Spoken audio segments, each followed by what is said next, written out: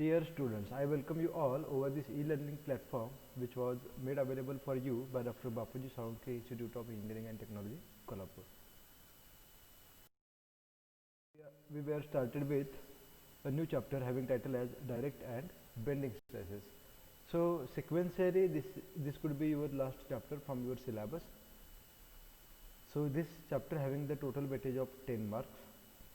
In the previous video, what we discuss about a type of a load, that is a direct and eccentric load.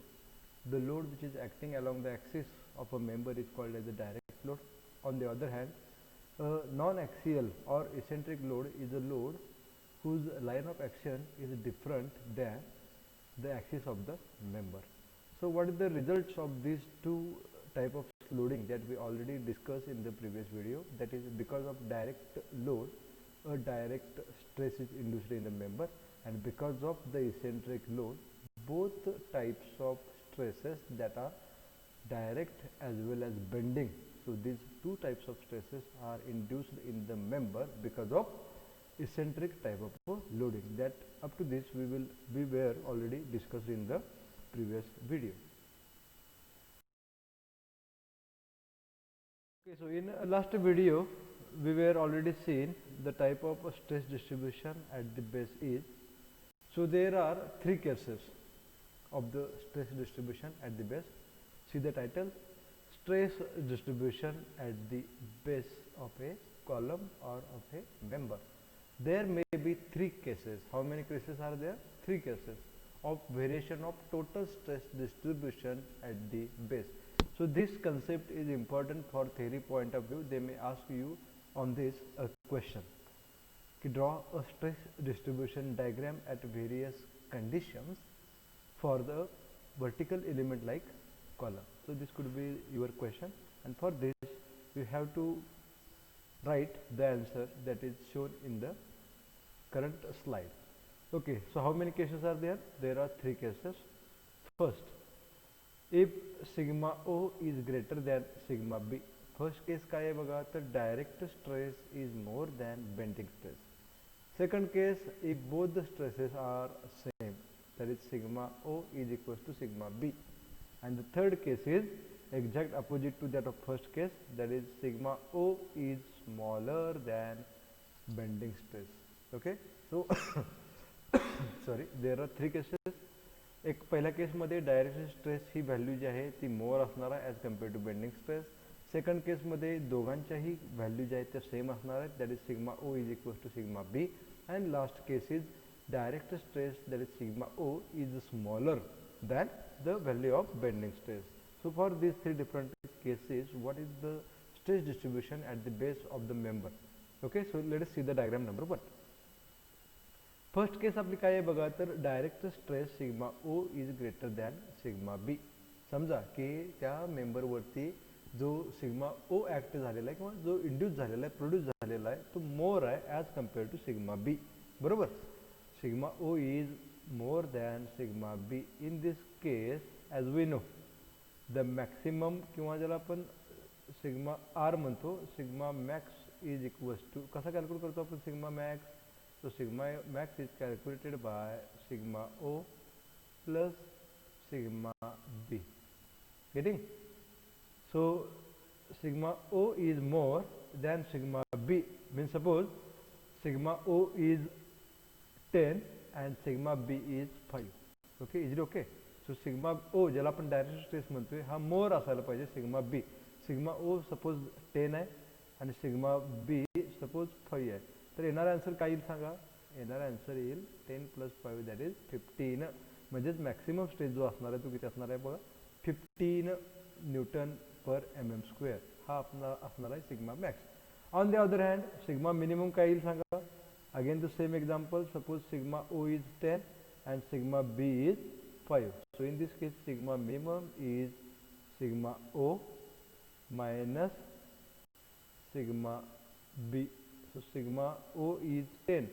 So 10 minus 5 it becomes 5. So sigma mean is 5. Means what? Both the cases the value is non-zero. दोन्ही केसमध्ये आपल्याला जे answer मिळालेलं ते कसं बघा, non zero आहे किंवा निगेटिव्ह नाही आहे. त्यामुळे sigma mean having intensity suppose 5 in our case, and this sigma max is suppose intensity of 10. So this could be the compression type of a stress distribution which is occur at the base of a member. So this is what a distribution diagram for the case when sigma O is more than sigma B. So this is case number 1. I hope you are getting with this case. Now the second case, that is sigma O is equal to sigma B, means again take an example of sigma O is 10, then sigma B is also it is to be 10. तर दोन्ही स्ट्रेसेसचे intensity 10 newton per M M square असतील at that time sigma max काय येईल सांगा. Sigma max किती येणार, that is sigma O plus sigma B that is 20 बरोबर. अँड सिग्मा मिनिमम किती येणार सांगा. Sigma minimum is sigma O minus sigma B, so it is 0. Means here one value, that is sigma minimum value is a 0. So here sigma minimum is 0 and sigma max is here maximum, that is 20 in our case, that is 2 times sigma O असणार आहे बघा, आहे का. 10 plus 10 2 times sigma O. sigma max किती असणार आहे 2 times sigma O, so which is a positive figure here, and sigma mean is 0. So such type of stress distribution you may occur at the base of a member, which is again a compressive in nature. Okay. तर हे जे members असतात, vertical members असतात ज्याच्यावरती load act होत असतात, ते member जे असतात ते specially design for to sustain a compressive type of a load. Okay. Now the third case is important. आता थर्ड केसमध्ये काय आहे तर sigma O is smaller than sigma B. Suppose sigma O is here 5 and sigma B is here 10. Okay. So what is the sigma max is here? Sigma max is sigma O plus sigma B. किती येणार सांगा. Sigma O plus sigma B, 5 plus 10 that is 15. But what about the sigma minimum? Sigma minimum is 5 minus 10. 5 minus 10. So it becomes minus 5. So what this minus sign indicates? So minus sign indicates that the stress distribution diagram should move in the upward direction by a 5. Okay. आपण positive कधी घेतो बघा, in the downward जर असेल तर ते आपण positive घेतो. So sigma max is 15 which is positive, so which is in the downward direction from this horizontal line, isn't it. Sigma minimum हा मायनस आलेला आहे बघा, -5. So minus stands for the stress line is should move in the upward direction by a distance of 5, for example. Okay. So here this region indicates it is a negative. आता याचं meaning काय आहे बघा, practical meaning काय आहे तर हा जो रिजन आहे की जो पॉझिटिव्ह आपण म्हणतो which sustains a compressive stress, त्याच्यामध्ये कॉम्प्रेसिव्ह स्ट्रेस इंड्यूस झाला असं याचं आपल्याला मिनिंग करता येईल बघा. Okay. On the other hand this diagram which is above the horizontal line, जी horizontal line च्या वरती आहे, इथं हा जो स्ट्रेस इंड्यूस झालेला आहे तो कुठला आहे बघा, टेन्साईल आहे. It is of tensile type and as I told you the vertical members are designed to sustain a compressive load. हे महत्त्वाचं आहे बघा. जे व्हर्टिकल मेंबर्स आहेत ज्याच्यावरती कॉम्प्रेसिव्ह लोड ॲक्ट होत असतात असे members specially designed for compressive stresses, and it is not feasible for such a member की there is a production of tensile stresses in a member. काय म्हणते बघा मी, असे जे मेंबर्स असतात त्याच्यामध्ये कॉम्प्रेसिव्ह स्ट्रेस कितीही जनरेट झाले इंड्यूस झाले it is okay because for that purpose they are design. But it is not feasible, it is not convenient की in that member there is a tensile stress is produced. तर अशा मेंबरमध्ये tensile stress produce होता कामा नये. कारण का तर अशा टेन्साईल स्ट्रेसमुळं त्या मेंबरमध्ये क्रॅक्स जातात किंवा क्रॅक्स तयार होतात बघा. तर असे क्रॅक्स ज्यावेळी एखाद्या मेंबरमध्ये तयार होतील त्यावेळी इट बिकम्स द मेंबर. ते त्या मेंबरला काय करतात बघा, वीक करतात, weak. So after some time they are going to fail. Okay. So ते टू अवॉइड दिस, हे आपल्याला होऊ द्यायचं नसेल तर काय करायला पाहिजे बघा आपल्याला, we have to take care की there is a no tensile stress should be produced in the member. तर टेन्साईल स्ट्रेस त्या मेंबरमध्ये प्रोड्यूस होता कामा नये. मग तो टेन्साईल स्ट्रेस कधी प्रोड्यूस होतो बघा, if direct stress is smaller than bending stress. म्हणजे डायरेक्ट स्ट्रेस स्ट्रेसची व्हॅल्यू जर बेंडिंग स्ट्रेसपेक्षा कमी असेल at that time there is a chances of tensile stress should be produced in the member which is not a feasible. म्हणून काय करायला पाहिजे आपण, we have to take care that the direct stress value is more as compared to bending stress to avoid production of tensile stress in a member. I repeat the line, this is the conclusion from this slide. तर ह्या स्लाइडमधलं हे महत्त्वाचं conclusion मी तुम्हाला इथं सांगतोय की direct स्ट्रेसची value किंवा इंटेन्सिटी ही जादा असायला पाहिजे as compared to bending stress produced in the member. कशासाठी, तर to avoid the formation of a crack. आता क्रॅक का फॉर्म होतात, तर there is the involvement of tensile stress in the member किंवा production of tensile stress in the member. आता tensile stress का produce होतात, जर डायरेक्ट स्ट्रेस कमी असेल as compared to bending stress at that time only there is a chances of formation of tensile stress. तर असे tensile stress, असे cracks त्या मेंबरमध्ये जनरेट झालेले आपल्याला चालणार नाही आहेत from safety point of view. Sir as we are the engineer we have to take care that there should be direct stress intensity is more as compared to bending stress. So I hope you are getting with very well these three cases. Okay, जर कुणाला काही ह्यातलं समजलं नसेल तर परत तुम्ही हा repeatedly हा व्हिडिओ बघा, ऐका, you can understand it very well. If still you have any doubt then please feel free to call me at any moment. Okay, now let us see condition for no tension. So that we what discussed in the previous slide in the picture format. In this slide we are going to describe here in the form of words. When a column is subjected to an eccentric load, it will produce direct as well as bending stress. As we know, because of eccentric load there are two types of stresses produced, that is direct and bending. Second, if direct stress is greater, sigma O is greater than bending stress, that is sigma B. In this case काय होते, the resultant stress distribution will be compressive, that is case number 1 from the previous slide. Second, if direct stress is equal to bending stress, that is sigma O is equals to sigma B, that is our case number 2. काय होते बघा त्यावेळी सुद्धा the resultant stress distribution will be totally compressive. म्हणजे दोन्ही केसेसला diagram जर तुम्ही बघितला केस नंबर 1 आणि केस नंबर 2 च्या, तर only diagrams are available in the bottom portion of the horizontal line. So that bottom portion represent it will be in the compressive zone, compressive region. But this third case is important. If direct stress is less than bending stress, if the direct stress is less than bending stress, that is our case number 3. In this case what is happens here, the resultant stress distribution will be partly compressive and partly tensile. जर तुम्ही diagram बघितले असेल stress डिस्ट्रीब्युशनची, तर इकडे partly tensile आणि इकडे partly compressive अशा पद्धतीचं आपल्याला ते स्ट्रेस डिस्ट्रीब्युशन मिळतं. So this is a partly tensile region and this is a partly compressive region. Sir अशा पद्धतीचं आपल्याला स्ट्रेस डिस्ट्रीब्युशन डायग्राम कधी बघायला मिळते, if the direct stress intensity is lower than the bending stress. A small tensile stress at the base of structure. तर असे small जरी tensile stress त्या बेसला आपल्याला जर बघायला मिळाले, अ small tensile stress at the base of a member और structure मे develop tension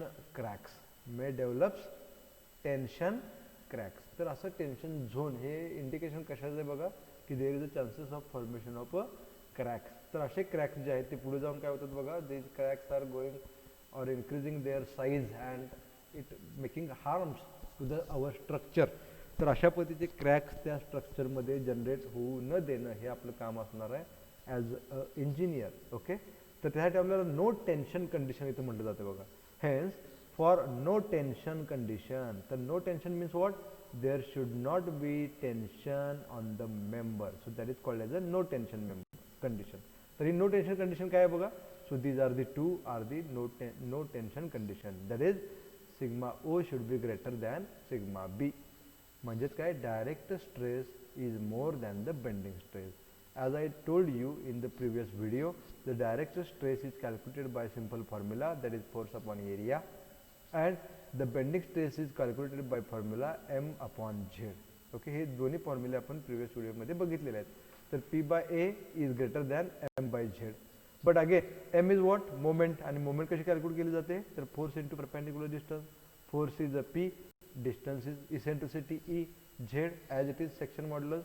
आता हा पी ला पी गेट कॅन्सल. आता आपण इसेंट्रिसिटी ई म्हणजे हे डिस्टन्स जे आहे ते किती असावं हे इथं आपण फाईंड करतोय बघा. So from this above equation eccentricity E is equals to which is E is less than Z by A. So this is the most important relation for no tension condition. तर no tension condition काय असते बघा तर E is equals to or smaller than Z upon A. आता याचं meaning काय आहे हे समजून घ्या. तर Z म्हणजे इथं आहे सेक्शन मॉड्युलस. त्या मेंबरचा जो काही सेक्शन मॉड्युलस असेल which is calculated by I upon Y. ओके, तर हा सेक्शन मॉड्युलस आपल्याला इथे मिळेल Z. ह्या सेक्शन मॉड्युलसला जर आपण त्याच्या क्रॉस सेक्शनने जर डिवाइड केलं तर इथे जो आपल्याला आन्सर येईल त्याच्यापेक्षा कमी अंतरावरती at a load should be exist. म्हणजे इसेंट्रिसिटी हे काय डिस्टन्स आहे सांगा तर eccentricity it is a distance from or it is a distance between. कोणामधलं डिस्टन्स असतं हे तर it is a distance between a centred point or the centre of a member to the point of application of a load. ह्या दोन गोष्टींच्या मधलं अंतर जे आहे त्याला आपण इसेंट्रिसिटी ई म्हणतोय. तर ही इसेंट्रिसिटी ई जी आहे ती स्मॉलर पाहिजे कुणापेक्षा तर ह्या रेशोपेक्षा. रेशो कुणाचा आहे बघा झेड अपॉन एचा. Okay, so here hence for no tension condition eccentricity should be less than or equal to Z by A. तर ह्या झेड बाय ए पेक्षा इसेंट्रिसिटी जादा असून चालणार नाही. If the eccentricity is more than Z by A, then there should be definitely formation of a tension zone, and because of this tension zone, cracks may produce in the member, and which is not a feasible condition.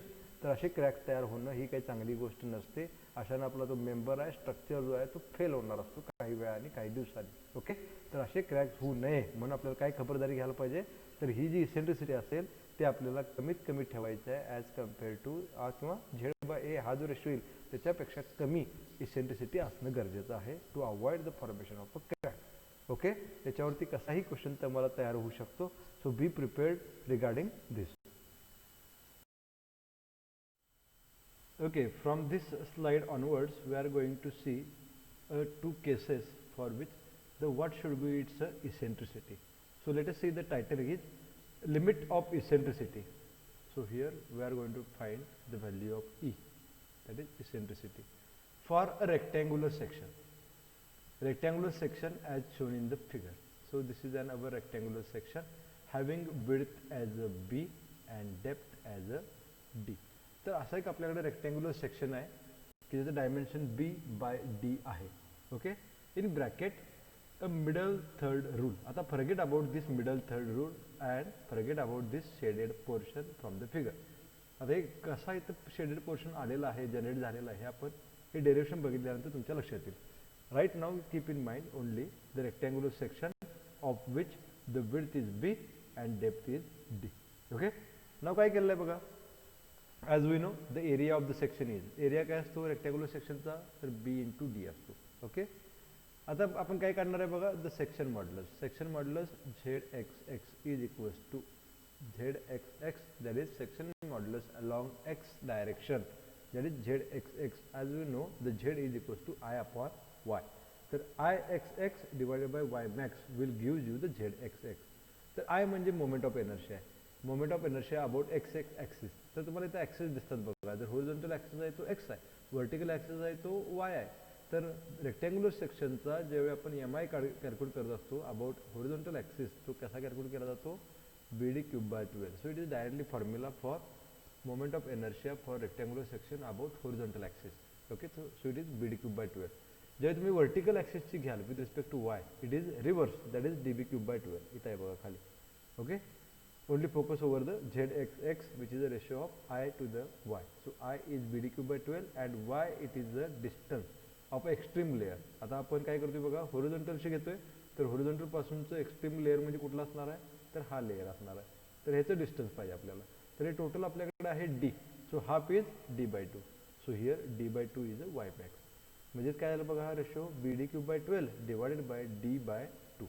तर तुम्हाला ते simply लक्षात येईल की ह्या डीला D क्यूबमधला एक D जाईल म्हणजे काय राहील वरती बघा BD square and this 2 by 12 that is 6 BD square by 6 हा आपल्याला मिळेल section modulus about ZZ axis. Similarly section modulus about YY axis, section modulus about YY axis which is calculated by I to the Y. Okay, I आता घेणार आपण about Y. आता previously आपण horizontal घेत होतो, आता आपण विथ रिस्पेक्ट टू वर्टिकल घेणार I by Y. तो I by Y चा MI for the rectangular section is DB cube by 12. हे दोन्ही एकमेकांना अपोजिट आहेत बघा, BD क्यूब बाय 12 आणि DB cube by 12. Okay, divided by Y max. आता आपण वर्टिकलची घेतोय, तर with respect to this vertical this is the extreme layer and whose distance is B by 2. Totally आपल्याकडे आहे B, तर ह्या वर्टिकल ॲक्सिस पासून किती आहे बघा, half, that is B by 2. So here it is a B by 2. After solving this you get that is section modulus DB square by 6. बरोबर. आता आपल्याला नो टेन्शन कंडिशन माहित आहे, प्रिव्हियस स्लाइडमध्ये आपण बघितली नो टेन्शन कंडिशन काय आहे, तर eccentricity should be less than Z by A. बरोबर. The eccentricity along x axis, so here suffix x stands for x axis, so eccentricity about the x axis is z xx divided by a, that means section modulus about x axis divided by area. आता हे तुम्ही गोष्टी already वरती calculate केलेल्या आहेत.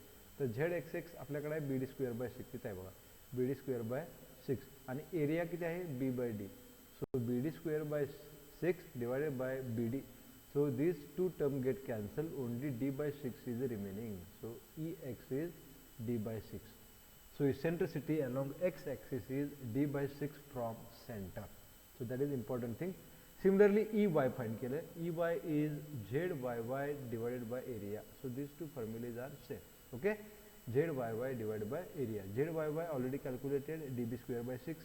So DB square by 6 divided by area B by D. So here DB square and here BD get cancelled, only B is remaining, so B by 6.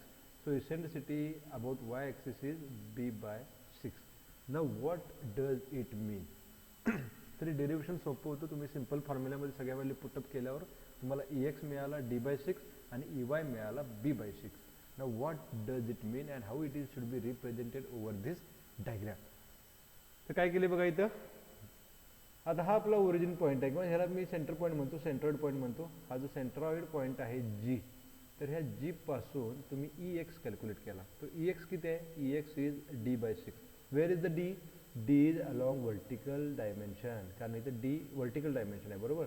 तर D by 6 म्हणजे कुठून कुठपर्यंत गेला बघा तुम्ही, ओरिजिन पासून इथंपर्यंत गेला. So this distance is up to this point, it is D by 6. तर हे जे डिस्टन्स आहे हे किती आहे सांगा, D by 6. So this is along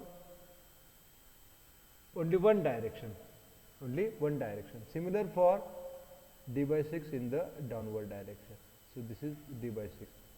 So this small distance is D by 6 and this is another small distance D by 6. So this total distance become किती येणार सांगा, this small portion D by 6 plus D by 6, it becomes 2 times D by 6 and that means it is a D by 3. It is D by 3. Similarly Ey किती आहे बघा, B by 6. So where is the B? B dimension is in the horizontal direction. So from this origin move towards horizontal way over this one of the side. So suppose this is the B by 6. So हे जे distance आहे from the origin, this distance is B by 6. And one more distance over the right, that is this distance. हे distance परत किती सांगा, it is a B by 6. Means total distance is equals to B by 6 plus B by 6, that is 2B by 6 and it becomes B by 3.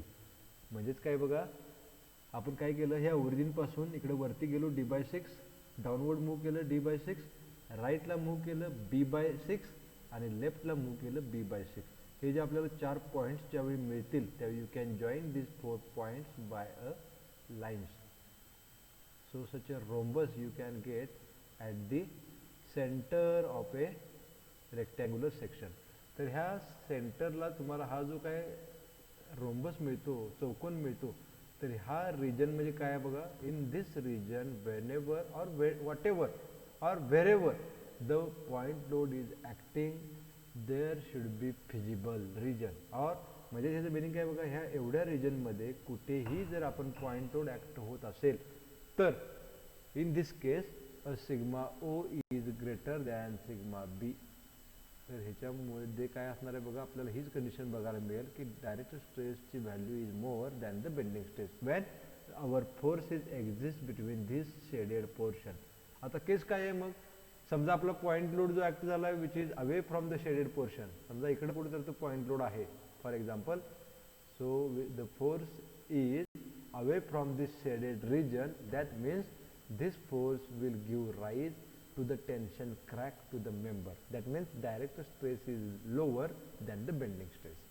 Okay, तर ह्या shaded region मध्ये कुठेही जर force असेल तर आपलं डिझाईन सेफ आहे, आवर condition और loading condition is safe. So that is the meaning of this section that is shaded at the center of this cross section of a column. So middle third, आता हे middle third rule का आलाय बघा, so it is a D by 3 and B by 3. So middle third rule stands for this D and B are divided by 3. Okay, so that is why it is a middle third rule. I hope you are getting with this middle third rule.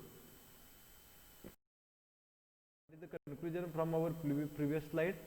So hence for no tension condition, म्हणजे tension produce होऊ द्यायचं नसेल तर the load must लाय, तर load कुठं pressure असायला पाहिजे बघा, the load must lie within the middle third shaded area as shown in the figure.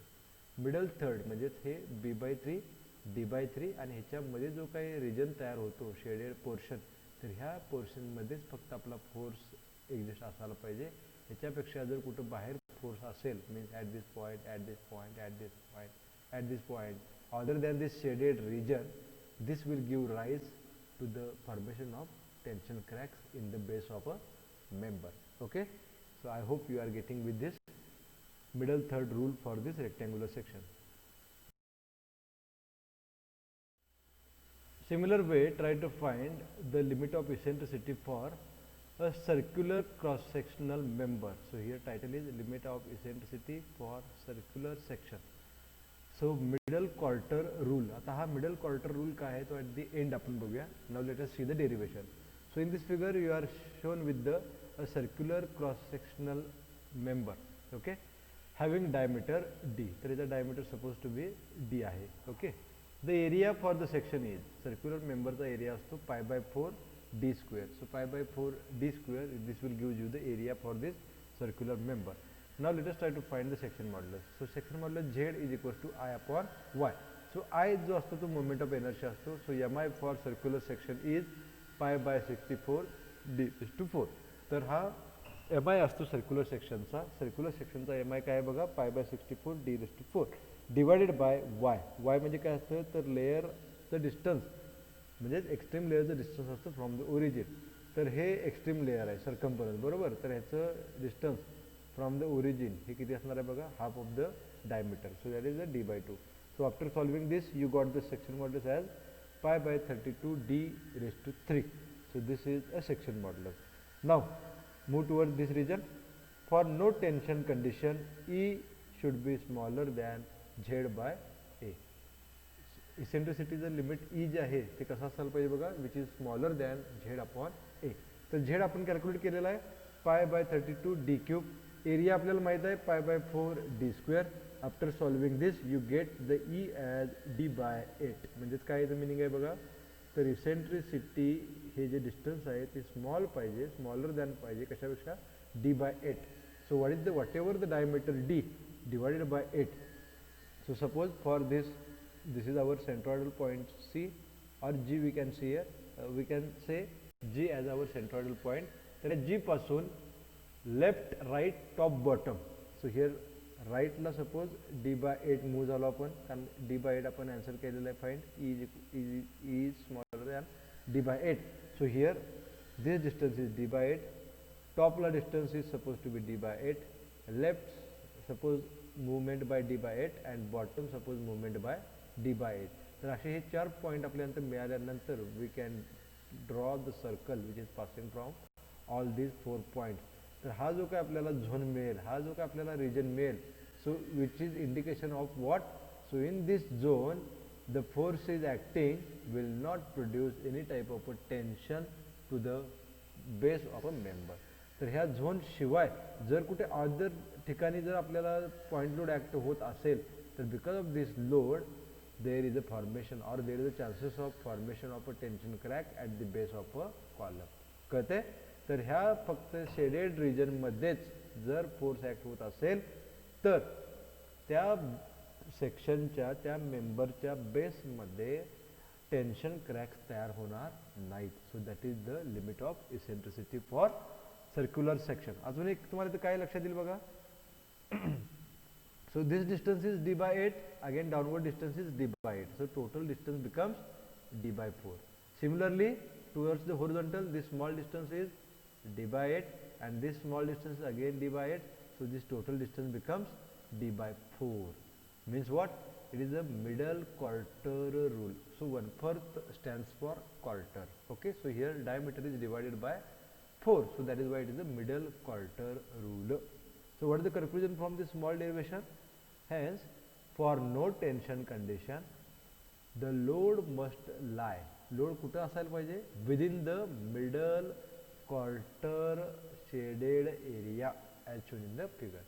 त्या फिगरमध्ये दाखवल्याप्रमाणे मिडलला जे काही क्वार्टर डायमीटरचं जे काही सर्कल आपल्याला मिळेल त्या सर्कलमध्ये फक्त फोर्स आपला प्रेझेंट असायला पाहिजे, लोड प्रेझेंट असायला पाहिजे. So we can achieve the no tension condition. So this could be your last slide from this chapter, direct and bending stresses. So here what is the C title is core of a section. Core किंवा ह्याला another name काय बघा, kernel of a section. So these two names keep in mind. आता हे core किंवा kernel means what? तर हे तुम्हाला डायग्राम प्रिव्हियस तुम्ही स्लाइडमध्ये बघितलेले आहेत. त्याच्या सेंटरला जो का आपल्याला शेडेड झोन मिळतो as a limit of eccentricity, त्या झोनलाच काय म्हटलेलं आहे बघा, कोर म्हटलेलं आहे किंवा केर्नेल म्हटलेलं आहे. ओके, काय म्हटले बघा, the centrally located portion of A section. हा पोर्शन जो आहे तो कुठं लोकेट झालेला आहे? सेंटरला झालेला आहे, बरोबर. So this is middle point is our centre. Here is again middle point is our centre. तर हा जो शेडेड रिजन आहे तो कॉन्सन्ट्रेट झालेला आहे कुठं? At the centre. A centrally located portion of a section within which, मग ह्या काय होतं या पोर्शनमध्ये, द लोड मस्ट ॲक्ट. तर ह्या शेडेड रिजनमध्ये लोड ॲक्ट व्हायला पाहिजे, जेणेकरून काय होईल, so as to produce only compressive stress and no tension stress is called as a core of a section. म्हणजे कोर ऑफ अ सेक्शन हा असा सेक्शन असतो की जो सेंट्रली लोकेटेड आहे आणि ह्या पॉईंटला जर ह्या सेक्शन भोवती किंवा ह्या झोन मध्ये जर लोड ॲक्ट झाला तर काय होईल, because of which only compressive stress is induced in the member, there is no tension stress you can see at this base of a member. So core of a rectangular section, इथे तुम्हाला diagram draw करून दाखवलेला आहे. This diagram is copied from the previous slide. Similarly, core of a circular section, again at the center by d by 4 as a radius we can draw a circle, and in this circle whatever the load act there is no chance of formation of tension stress over the base of a column. Okay, I hope you are getting very well with this concept of direct and bending stresses, which is most important phenomena for a vertical member, vertical structure like a column, which specially designed to sustain a compressive type of a load. तर अशा ह्या design करत असताना कॉलमचं की जे compressive लोडसाठी design केले जातात, सो धिस फॅक्टर और this terminology or this phenomena is most important. So I hope you are getting with this concept. Okay, we will stop here today. Thank you very much.